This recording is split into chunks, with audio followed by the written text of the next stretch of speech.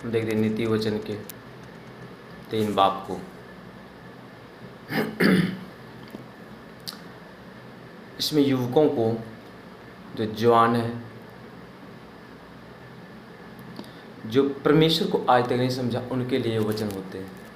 जो प्रभु में नहीं था और नहीं है, उसके लिए कहता है उन जवान व्यक्तियों को प्रभु कहता है अपनी सलाह सम्मति उन्हें दो। हो सके परमेश्वर को ग्रहण करे और नई शिक्षा को पाए, और जिस काम को वो करता था उन काम को वो भूल जाए। जो पहले गलत काम करते थे उस गलत काम को भूल जाए। जो चोरियाँ करते थे, जो किसी को लूटते थे, यहाँ तक कि वो सारे चीज़ को भूल जाए।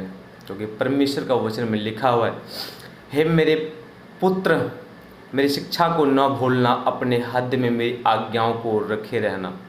इसे क्या कहता है? प्रभु कहता है मेरी आज्ञाओं को तुम अपने अंदर रखे रहना। इससे क्या होगा?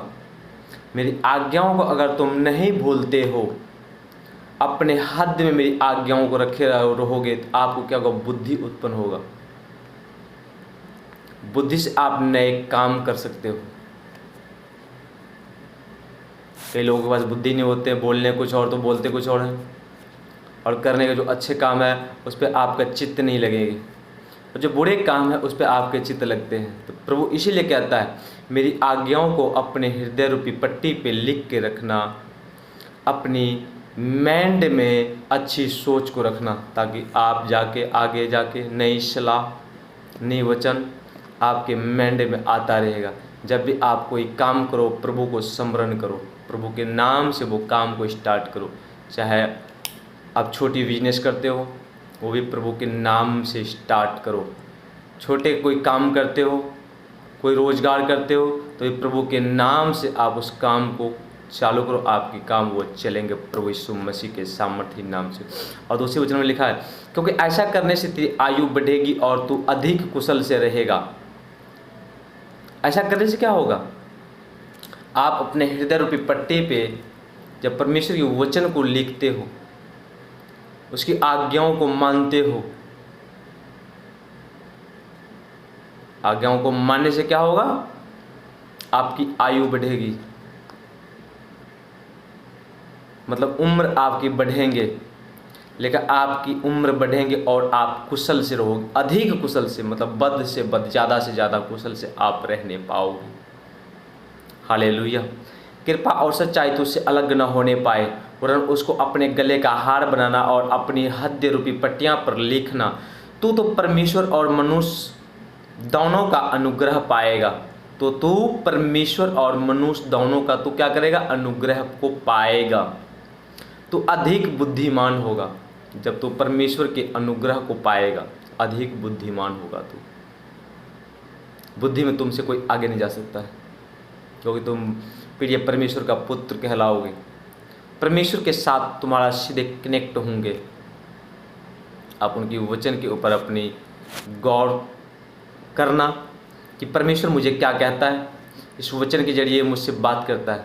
आपको सेम लगेगा नहीं, इस बुद्धि की जरूरत हमें खुद है। आपको ये नहीं लगेगा कि हमें ये बुद्धि की आवश्यकता पड़ेगा ही नहीं, आपको यही लगेगा इस बुद्धि की आवश्यकता हमें। 4 आयत में लिखा है तो तू परमेश्वर और मनुष्य दोनों का अनुग्रह पाएगा। परमेश्वर का भी अनुग्रह पाएगा और मनुष्य का भी अनुग्रह पाएगा। तो अधिक बुद्धिमान होगा। हालेलुया। तो अपनी समझ का सहारा कभी नहीं लेना। लोग अपनी समझ की सहारा लेता है, लेकिन परमेश्वर कहता तो अपनी समझ की सहारा कभी नहीं लेना, कभी नहीं लेना, वरन संपूर्ण मन से यहोवा पर भरोसा रखना। मतलब पूरी मन से यहोवा पर भरोसा रखना, उसी को स्मरण करके सब काम करना, तब वह तेरे लिए सीधा मार्ग निकालेगा। अपनी सृष्टि में बुद्धिमान न होना, यहोवा का भय मानना और बुराई से अलग रहना।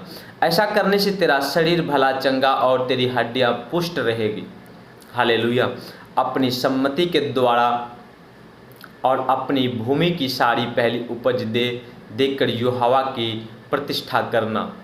इस प्रकार तेरे खतों भरे पूरे रहेंगे और तेरे सरकुंडे में नया दाख मधु उमड़ता रहेगा।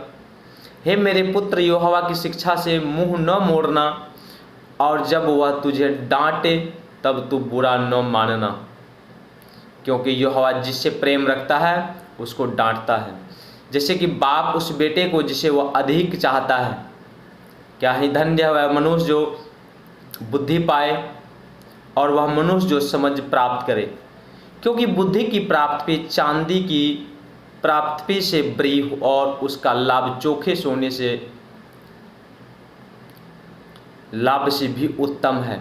वह मूंग से अधिक अनमोल है, और जितनी वस्तुओं की तू लालसा करता है उसमें से कोई भी उसके तुल्य न ठहरेगी। उसके दाहिने हाथ में तीर्थ आयु, और उनके बाएं हाथ में धन्य और महिमा है। उसके मार्ग आनंदित का है, और उसके सब मार्ग कुशल के हैं। जो बुद्धि को ग्रहण कर लेता है उसके लिए वह जीवन का वृक्ष बनती है, और जो उसको पकड़े रहते वह धन्य है। जो यहोवा ने पृथ्वी की नींव बुद्धि ही से डाली, और स्वर्ग को समझ ही के द्वारा स्थिर किया। क्या लिखता है परमेश्वर ने? क्या कहा? मैं अपनी बुद्धि से धरती की नींव को रचा हूं। यहाँ एक ऐसी वचन है जिसको अगर आप समझ लोगे तो आपको ये लगेगा नहीं, सच्चे ईश्वर हमारी परमेश्वर क्या कर सकता है, क्या नहीं वो कर सकता है।